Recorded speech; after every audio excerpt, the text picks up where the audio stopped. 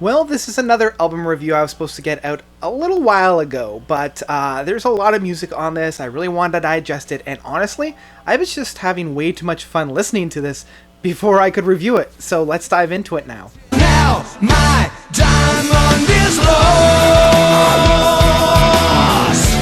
Civilizations by Southern Empire. So Southern Empire is an Australian retro prog group. These guys kind of came out of the ashes of Unitopia with Sean Timms. He is the lead keyboard, saxophone, steel guitar. He's also one of the lead vocalists on here. But joining Sean, we have Danny Lepresto, Cam Blockland, Brody Green, and Jez Martin. So Danny's on lead vocals and guitars. Then we have Cam being on guitars and vocals, Brody on drums, and Jez on bass. And as I said, these guys kind of came out of the ashes of Unitopia. And Unitopia was one of my favorite retro symphonic prog groups. They did a master work of The Garden. Their self-titled debut album of Southern Empire, I was a little bit lukewarm of when it came out 2 years ago. So when I came to Civilizations, I was pleasantly surprised of how much they upped the ante. This is more of what I was expecting within the lineup that we had. Civilization only has 4 tracks. We have the 2 bookend smaller pieces, and I say smaller even though the lesser of the 2 is 9 minutes. We have Goliath's Moon and Innocence and Fortune, and then the 2 big songs, the 2 epics, Cries for the Lonely, and then Crossroads being almost a whole half hour worth of music. And this was very, very smart of the band to do because they knew what their audience was looking for, and honestly, we haven't had a really good retro prog album from really anybody. I mean, retro prog has kind of fallen off the wayside because whenever I go to like recommend some retro prog, I'm grasping at straws for some really good ones because you're either rehashing what's already been done time and time again, or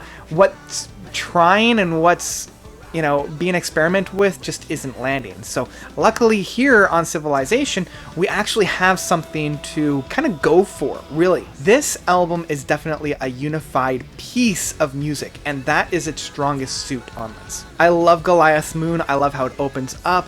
It really showcases what we're in for within the album. The lead vocalist of Danny, he really shows the passion behind it. I like how it kind of opens up with it's like a 30s or 40s old radio play, and I like how they've almost captured this steampunk kind of a feel, because it does feel very steampunky, not only with the artwork that we found on this album, but also some of the ideas on there. Very, very well constructed, as well as the energy. And this is one of the things that I do love about the retro prog, is the energy these boys bring to the sounds. And talking about energy, I want to talk about Cries for the Lonely for a second.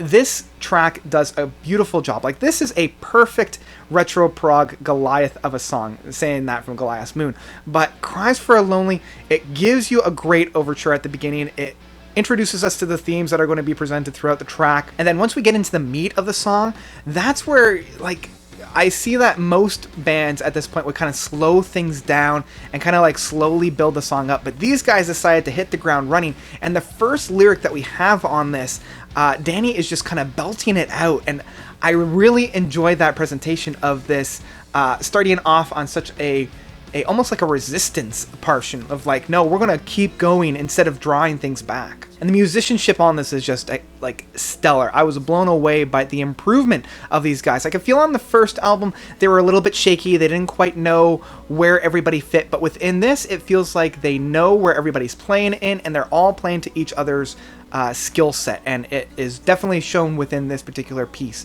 I love the build-ups. Each build-up feels like it's earned within their plateaus, and that play-out guitar work is just dripping in brilliance. Because those songs are so grand and so great, the same can be said about the last 2 tracks as well. Crossroads does a fantastic job of all those build-ups and payoffs.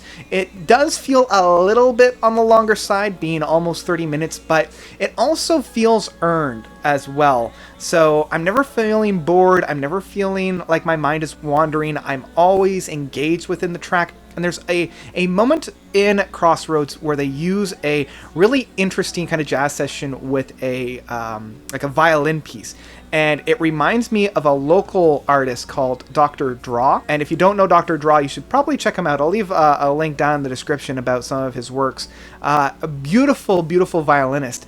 And it feels like they used him, but I think they used Steve Unruh as being the main violinist on there. He also provides a bit of flute on the track as well. So a great, great addition to that. The only thing that I felt with Crossroads is at the end they decided to play out with a fade out, and I don't really like when such a big epic like this is played out with a fade out, because it feels like it undercuts what could have been a really grand kind of finale that they had for Cries for the Lonely. And I will also say, with such a grand piece, Innocence and Fortune does kind of feel a little bit left to the wayside.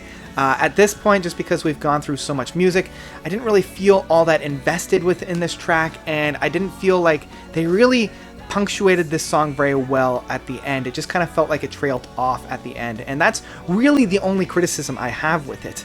Innocence and Fortune it's still a great track, and one that I can feel myself really getting into, but again, it doesn't really match the same level of mastery that the three predecessing songs had. So ending it on the weakest track kind of left me wanting a little bit more, and not necessarily in a good way.